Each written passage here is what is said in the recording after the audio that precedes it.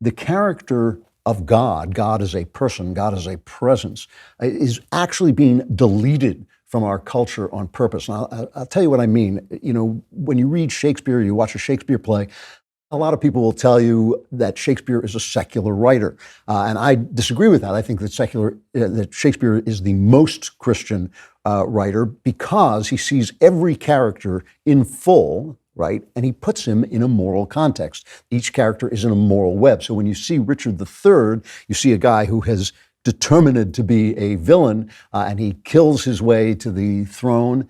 And then as he is ready for the final battle, Bosworth Field, I believe, yes. He suddenly is visited by the ghosts of the people he's killed, and each one of them says to him, despair and die.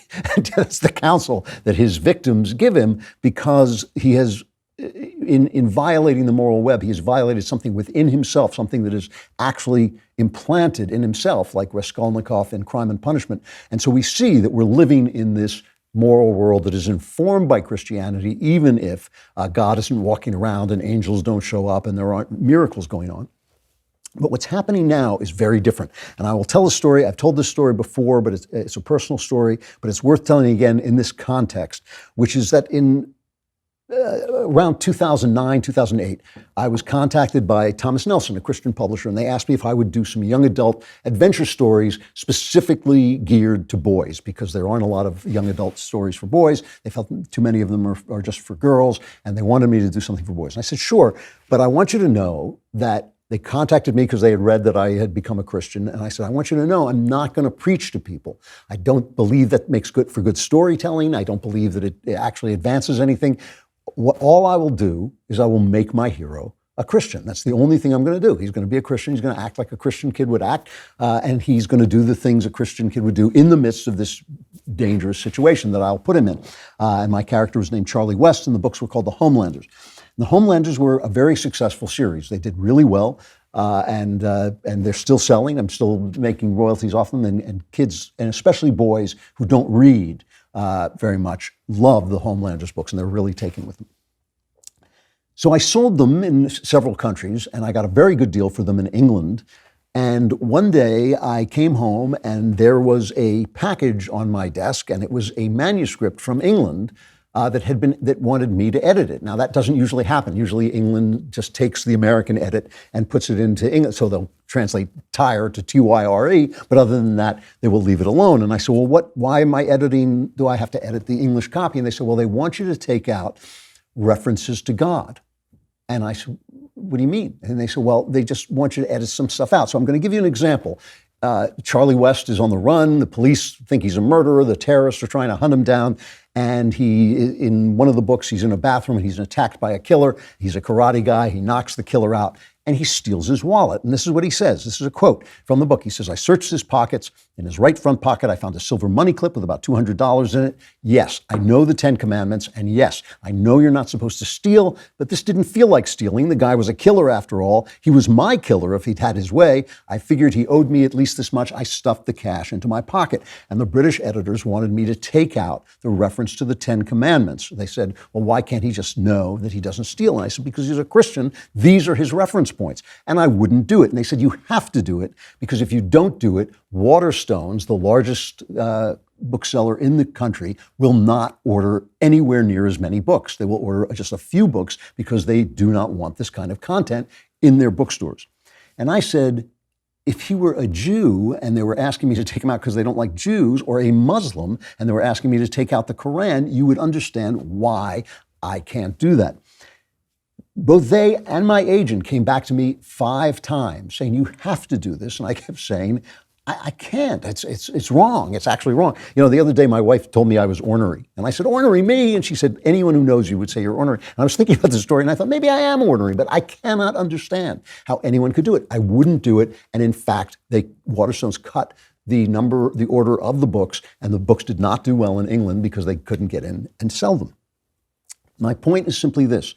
They were purposely editing out the reason this kid felt that he shouldn't steal this money, right? It is different. It is different for God to infuse your vision, as he does in Shakespeare, and for him to be purposely edited out so you can't mention him, right? Those are two very different things. So you're being lied to. You're being lied to because the way the culture works, culture is not propaganda. I know that right-wingers think this all the time. What culture does is it creates a kind of cloud of what you know around you. It surrounds you. It creates your conscience. This is what James Joyce said. He said it creates the uncreated conscience of the race. And so all of this stuff surrounds you. And those of you who write to me and says, well, you know, Christianity is kind of a coping mechanism or a crutch or something like this, that is being piped into your into your mind purposely by the people in Hollywood and in publishing who are doing this. Now, the culture right now, in my estimation, is struggling to find a picture of decent manhood. We went through a great golden age of television for a couple of years, and most of that centered around bad men. But they were attractive to us because they were men. The most obvious one of these is Breaking Bad, who starts out as a henpecked husband and ends up as a great big gangster who says to his wife, I'm the one who comes for people. I'm the man who knocks. But there was also Tony Soprano, who was a manly man, but a villain. Vic Mackey in The Shield, one of the better of these shows. They were outlaw men. The only exception was actually Justified, starring Nick Searcy and some other guy. No, it was starring Tim Oliphant, and Nick Searcy also was great in it. But that was about an old-fashioned Gary Cooper cowboy dealing with the fact that he lived in this modern world where it was very hard for men to be men. But now we're struggling. You can see it in the culture. We're struggling to find what a decent man looks like. And can we tell stories about decent men? And yet, we can't accept that one of the things that makes decent men decent is a connection to the moral universe. In the first season of Justified, they ask Oliphant's character, the hero, do you believe in God? And he says, yes, I do. It's very clear, and it's very clear that this is something that's guiding him. Today we have this glaring example. I've talked about this in one of my bonus videos that you get if you subscribe to my YouTube channel. I talked about Ted Lasso, and I started watching Ted Lasso. I think I watched the entire first season, and I thought, this is dishonest. This is Jason Sudeikis. It's a character who was from a NBC sports promo, and they gave him an entire story of his own. And what he is he's this American coach. He's brought over to coach English soccer, what they call football for some strange reason. But he's brought over to coach it, even though he doesn't know anything about soccer. But what he brings with him is this incredible upbeat attitude, a kind of it can be done attitude. And he is obviously an evangelical Christian. He is Ned Flanders from The Simpsons. Now, Ned Flanders from The Simpsons is a really interesting character. I'm talking about the old Simpsons when it was still a good show, in that we make fun of him because of his ridiculous version of God. His version of God is so happy-go-lucky and always there. Here's a scene from The Simpsons where he basically is filming a documentary, or he's doing his own movie about Moses being left in the basket, and Moses, the baby, is swept away, and he prays to God to save him. Lights, camera, act, diddly doddly doodly, action, Jackson! Help me! Flanders to God, get off your cloud and save my Todd! Yay! Thanks, God. Oakley dokley. Oakley dokley. So Ned Flanders' God is Ned Flanders up in heaven. He's just a gigantic Ned Flanders. But he's there. See, this is one of the things about this, especially the early Simpsons. The God is actually there. He's just not the God that we think he is. He's a much more complex character than Ned Flanders. So Ned Flanders is funny in his faith, but his faith is not basically just floating there. Ted Lasso is Ned Flanders, but God has been excised from his character. He always refers to God as a woman. He talks about, there's a Christmas episode, and he talks about Christmas being Santa's birthday. He's constantly dissing God. And there's a Christian blogger named Mike Frost who noticed this, and he wrote this. This is really interesting. He said He said, some might say I'm nitpicking here. See, this is because he doesn't understand that this is being done on purpose. This is Hollywood doing this on purpose. He says the show is made by Apple TV, not TBN, after all. And I don't expect Ted Lasso to start preaching the gospel. I'm just saying the complete lack of any reference to anything remotely religious or Christian seems glaring when the show itself is so Christian. And then he quotes a book, Mark Sayers' in Disappearing Church. He says, today we want the kingdom without the king. Sayers says post-Christianity is ultimately the project of the West to move beyond Christianity whilst feasting on its fruit. Thus, it constantly offers us options and off-ramps in which we seemingly can have what we enjoy about faith, but without the sacrifices and commitments. And the blogger Mike Frost continues, Ted Lasso offers the promise of a Christless kind of Christianity, a world of repaired relationships, multi-ethnic banquets, and renewed souls with no reference to Christ himself. And in Sayers' mind, that makes it part of an insidious push in Western culture to use soft power to eat away at our commitments. It is part of an insidious, I mean, the story that I'm telling you about England, it is part of an insidious push to take Christ out of the equation. They want to be decent, but they don't want to let go. This is one of the things that really gets me about Ted Lasso. It's very much in support of casual sex, of one-night stands. You'll see Ted Lasso have a one-night stand and kind of feel uncomfortable about it, but you don't know why he should feel uncomfortable about it, and then everybody talks him out of it. Why are you being feeling uncomfortable about it? And Ted Lasso grows into an acceptance of casual sex because he has nothing to anchor him to anything else. And it's truly a lie. It is a lie. They want the gold apple, but they don't want to let go of the babe in their hands so they can put their hands on the golden apple of God.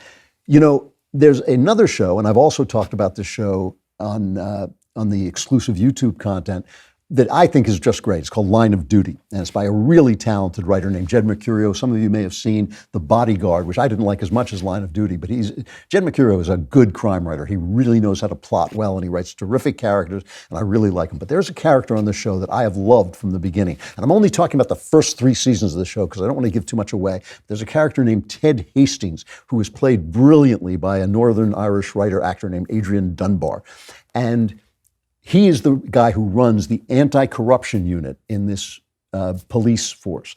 And that's one of the ways the show is exploring decency, is by having an anti-corruption unit, the guy who goes after the cops, like Vic Mackey from The Shield. And Ted Hastings runs this anti-corruption unit. And we know that his wife deserted him because he invested their money without telling her, and he lost the money, so his wife has left him. And his wife is not very forgiving and not very nice about it, but he's living alone.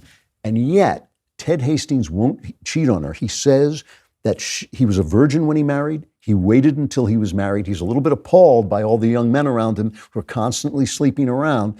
And when somebody else tries to seduce him, he says, I made vows.